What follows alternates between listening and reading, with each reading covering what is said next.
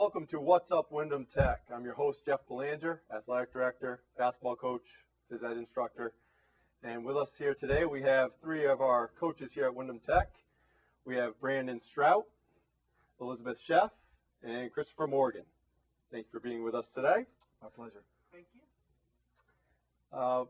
At Windham Tech, we have a number of sport offerings in the fall, winter, and spring seasons.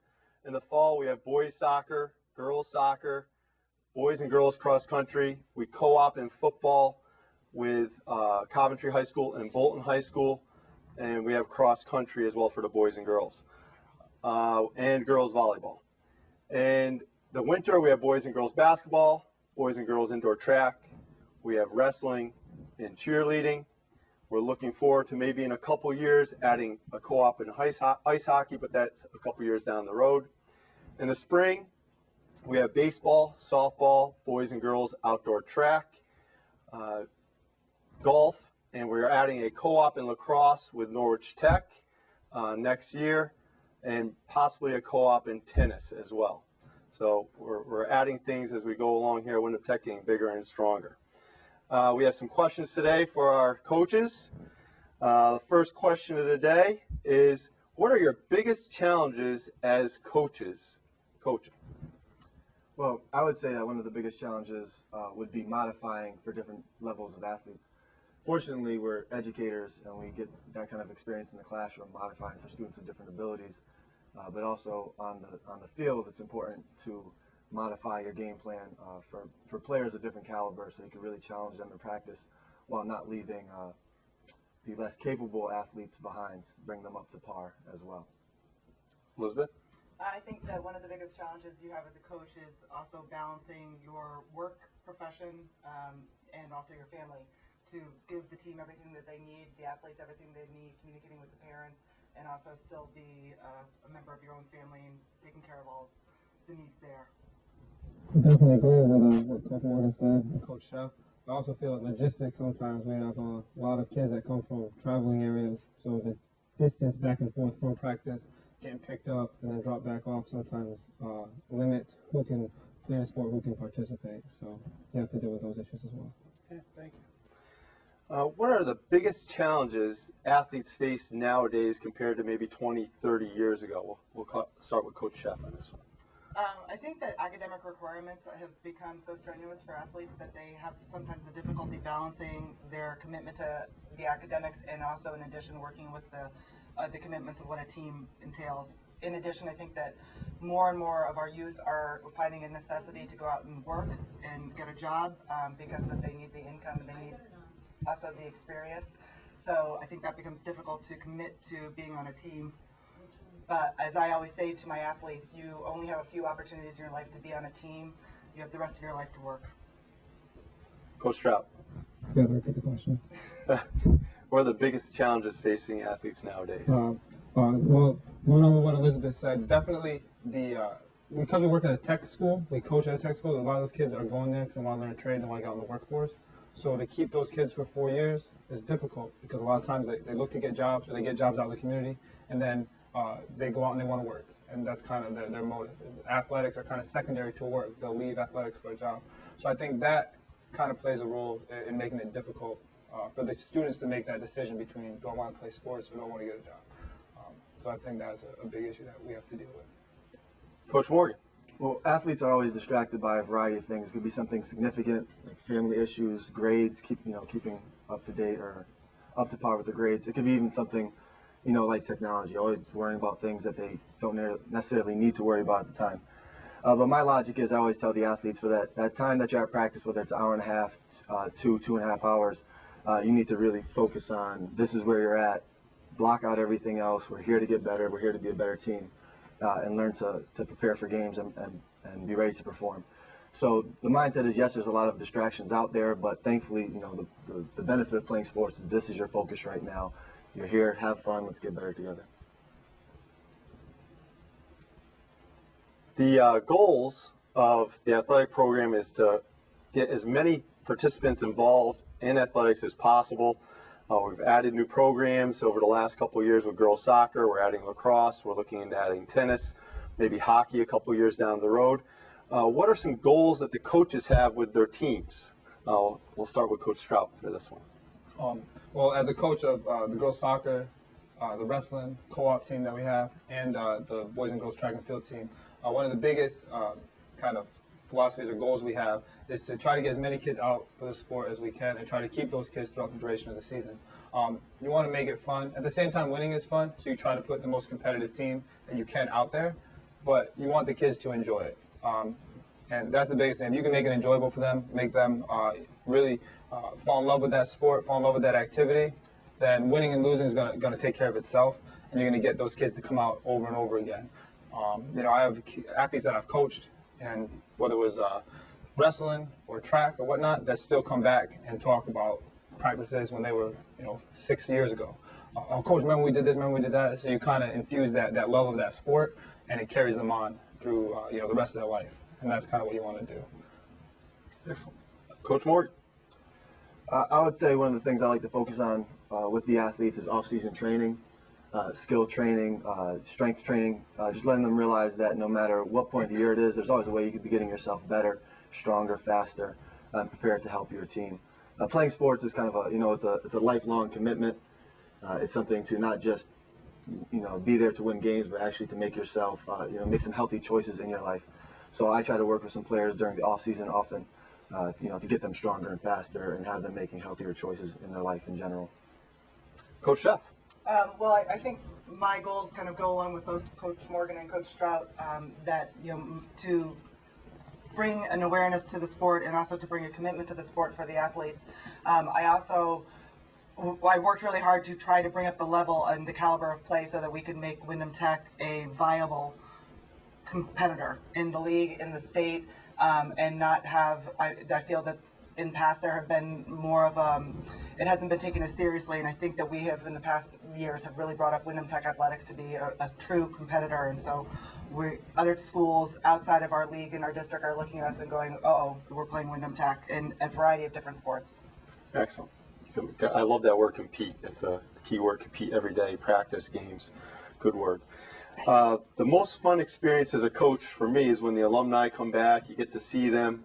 They come back, share experiences, and one of the goals I always had as a coach was, when they're done playing for me for 3 or 4 years, how many years they played, that they could maybe later on in life when they have kids of their own, they could coach a little league team or a pee-wee basketball team.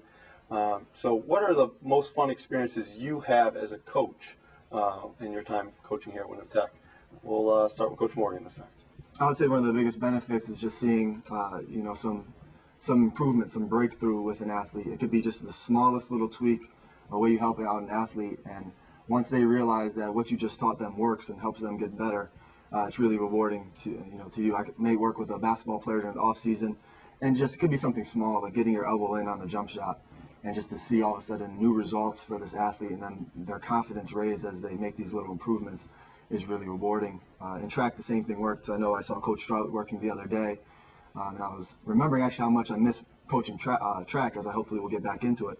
But just working with somebody just to hit a hurdle, 2 inches lower, and tell them the technique that it'll take to hit that hurdle perfectly, and then having them execute it, turn around to you, and be kind of excited about their new improvement and progress. That's really rewarding. Coach Jeff. I would agree with Coach Morgan. I think that for my experience with volleyball at Windham Tech, most of the students who came out for volleyball had never played volleyball competitively. They've only ever done it with in their PE classes, and so to see them rise in the level of play and competition and to be able to compete and to develop the skills was really rewarding. This year I had a player who, as a freshman, never touched a volleyball before, and her senior year she made all states. So that's definitely rewarding, and there's nothing better than winning a championship. Coach Strout.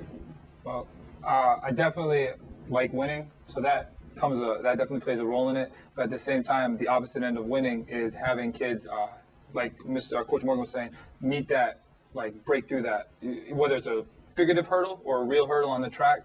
I have one from kind of each season, but winning the first varsity game with our new program with girls soccer was a huge milestone. Watching the excitement the girls had from getting their first win and stuff was pretty exciting. Had my first state champion as a head coach in wrestling, but I also brought 4 kids, 3 of which were pretty new to the sport of wrestling, to the open. So you had 1 kid that was able, at the top of the sport, you had 3 other kids that kind of broke through and really made some huge gains from the season before. And then with track, as we coach and we see these kids, being able to run different events, qualify for states, start off the season, and make some huge breakthroughs and watch their numbers and stuff increase. And you just see that improvement over it. And, knowing that they play a little role in it, obviously the athlete themselves plays a huge role in it because they have to put in the work. But knowing that you're kind of a part of that, or you're maybe help motivating them, whether it's by leading by example, like I know Coach Morgan, Coach Jeff get involved with their athletes during practices, kind of show them, lead by example, whether it's that, or whether it's just giving them that you got it in you, you can keep going type of approach. But watching them kind of break through those hurdles or achieve what their goals are. Like I said, whether it's a state championship, winning a game, or, running a 300-meter hurdles without falling over the hurdle. Any of those 3 things are just really fun to watch. So those are kind of the most exciting things. When you see that improvement, or you see an athlete kind of reach their end goal. Excellent. All right. Some of the things that you need as a coach, or in my case as an athletic director, from players, parents, administrators to help make a successful program. I know from the athletic director end, from the administrators, it helps when I get enough financial support to support the coaches, give them upgraded equipment, the facilities, keep it up to date, and time. I have enough time to help you guys out and pitch in when I can. So money and time is very important for the athletic director. From the administrators, from the parents and the players, I think showing up every day and being there every day is the biggest hurdle. Or do you think coaches need the most from players, parents, and administrators to help be successful? I could start with that one. All right, go ahead. I think in general, we need athletes who have the parents who kind of instill the values in them that will make a program, run cleaner, run smoother. Parents who are emphasizing academics at home, time management at home, so that it doesn't become an issue where we have to constantly check grades, make sure students are on top of things, make sure students are, value the idea of being 15 minutes early at least to practice so they could be warmed up and prepared, that they know that they don't leave. They don't leave. They're not done until they're really done. Until the practice is over, they're not trying to schedule dentist appointments or doctor's appointments during the practices, and that often comes from home. Parents who become the teachers of their children, who of course are students, and teaching them these values, so that it carries over to athletics as well. Excellent. Coach Jeff? I think that communication and commitment are 2 of the key qualities that you need from all aspects of athletics, with the parents and the administrators, and certainly the athletes. You want the athletes, when they join the team, they need to understand, especially for the team sports, you need everybody to be part of the team. If you aren't there for a practice, then we can't practice effectively for the next game. And hoping that the parents understand that. I always ask for a communication in the beginning to give me your calendar. What are you going to be there for? What conflicts do you have? Understanding the rules that they're very clearly that you lay out as a coach, and making sure that everyone understands those, from the parents and the players. Coach Stroud? Definitely to piggyback on both Coach Morgan and Coach Jeff, but communication is key. And also that's with parents as well. Parents communicating with the coach, because sometimes when it goes through the athlete, it gets a little, hazy.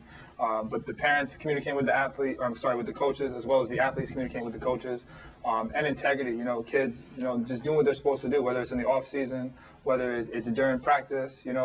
Having the ability to kind of have a practice almost run itself by mid-season, where you don't need to be there on top of them, yelling at them anymore. They kind of take that self-directive. But those are definitely key. Coach Jeff, you have I just wanted to also add that I think sportsmanship is one of the biggest qualities that we really need to see from our athletes and our parents, and that our parents set that example for their child, so that we show that we have our graceful losers and graceful winners. Excellent. All right, the future of Windham Tech Athletics is very strong. Well, we have a number of athletic programs offered at Windham Tech, and we're adding more and more as the years go on. And the second half of our program, we're going to have What's Up Windham Tech Celebrity Jeopardy Challenge. Woo! Yeah. And our real fake celebrity today is Mr. Arnold Schwarzenegger. Arnold. Bring it now. So our contestants today, Who's won the President's Fitness Challenge? Anyone here? I did. In 7th grade. yeah, Congratulations. junior high. Flex arm hang. When it All mattered. right, very good, Mr. Schwarzenegger. Our contestants, you've met 3 of them already. Miss Chef, who enjoys underwater basket weaving in her spare time. Mr. Morgan, who likes hang gliding. Mr. Strout, who likes making maniacal CrossFit workouts for young people. And of course, Arnold, I like terminating people. he's fresh off being the governor over in California. The rules for Celebrity Jeopardy here at Windham Tech is the host will pick a topic and the point value. You don't get to pick it.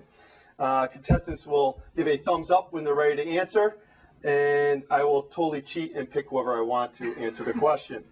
The categories we have: Windham Tech baseball, Windham Tech basketball, Windham Tech volleyball, indoor track, soccer, and potpourri. So, potpourri. Very good. Our first category is Windham Tech basketball. I'm actually a little nervous sitting next to it.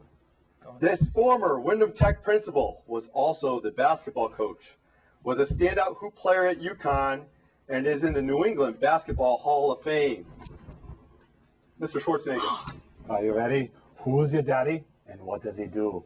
That is the incorrect answer. Would you like to steal that, Miss Chef? I lied. Okay. Mr. Quimby. James Quimby's father. I'll have to consult with the judges. Quimby. That was my second guess. I'm sorry, that is not the correct answer. It is close. Mr. Strout for the steal. Principal Quimby? Principal Quimby is also incorrect. It is Mr. Art Quimby. Art Quimby. Mr. Art Quimby. Isn't Jim and Quimby's father good it enough? is Jim Quimby's father, our auto instructor. This next category, Windham Tech baseball. You have to finish the question before you try to thumb in. Watch your eyes. This person holds the record for most wins in a season for over 20 years and recently lost the record to Luis Camacho. He came back to coach in the 90s and had the coolest rat tail haircut ever. Who is this coach? Mr. Terminator. Who is John Connor? I'm sorry, it is not Mr. John I'm getting Connor. angry. Miss Chef. Is it you? It is not me. I did not have the rat tail. I was coached by this individual, though. Oh. Mr. Strout. Is it Coach Cervisi?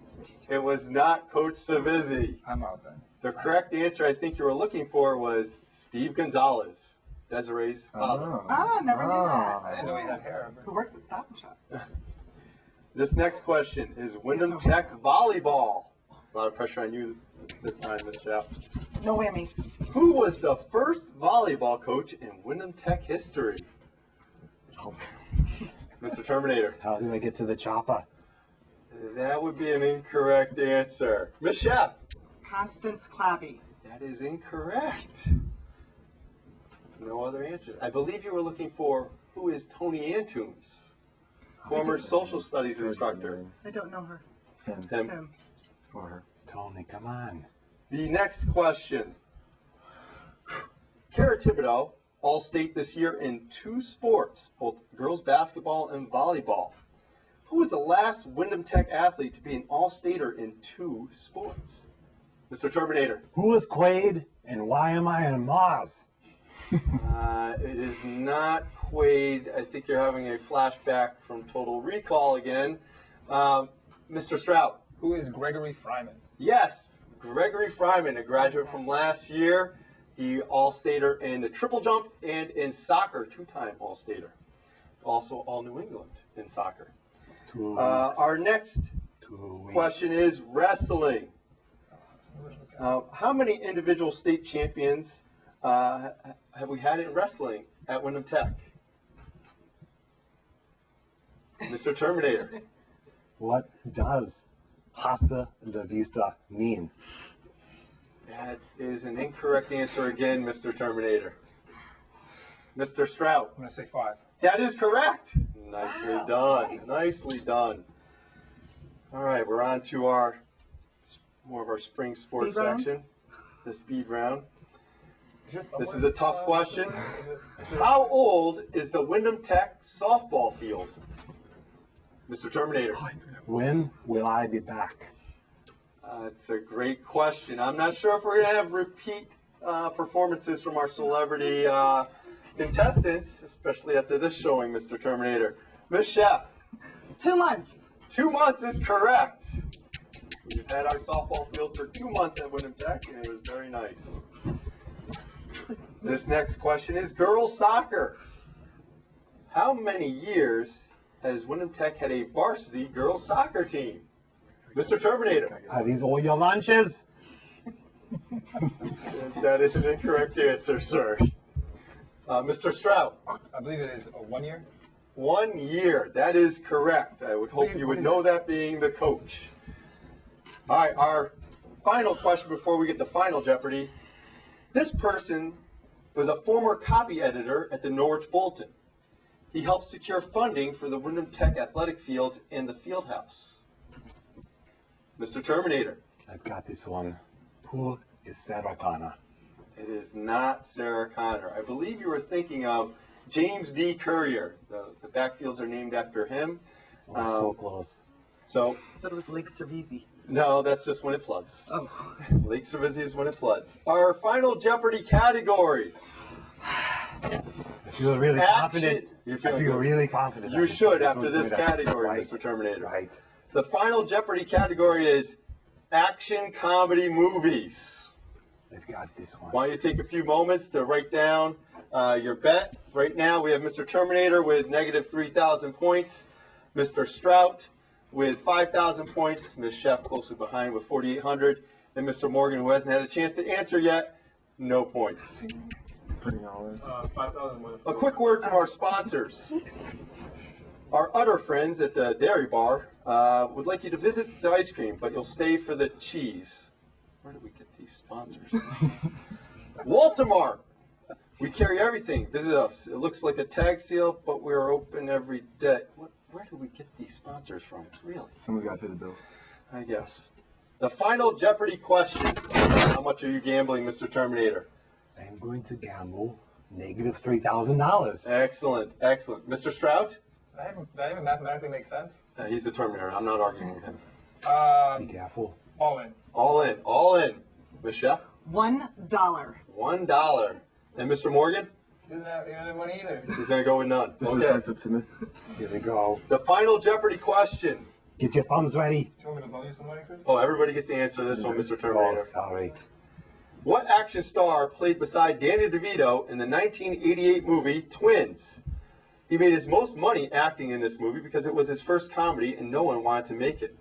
Instead of a salary, he told the producers he would just take a percentage of the profits. And it ended up grossing $111 million in the U.S. and was his largest payday ever for a movie. He pitched a potential sequel that would be called Triplets, and Eddie Murphy would play the long-lost brother. Who is this person? We'll start with you, Mr. Terminator. I'm ready. Who is me? I am sorry, that is an incorrect answer. I'm going to kill you now. But I'll Mr. wait Sprout. after the show. Who is Arnold Schwarzenegger? Yes, that is correct. How did you know that? Ms. Chef? IMDb. I lost. Who is Arnold Schwarzenegger? Very good. And Mr. Morgan, your first question of the day. That was Harry Potter. Oh, good guess. That was a good guess. All right, that ends our program. I just want to talk to the students at Windham Tech. It's very important that you finish the school year strong. We don't want anybody slacking down at the end. You're not thinking about summer at all. This is all about the end of the school year. We want a strong finish to the school year. Nothing but school. No summer at all until June Can I 23rd. add one thing, sir? Yes, one thing, Mr. I Terminator. want you to remember. Take out the papers and the trash, or you ain't gonna get no spending cash. Yakety yak. Don't talk back. Very Never good. finish my song. Thank you, and I hope you enjoyed What's Happening Windham Tech.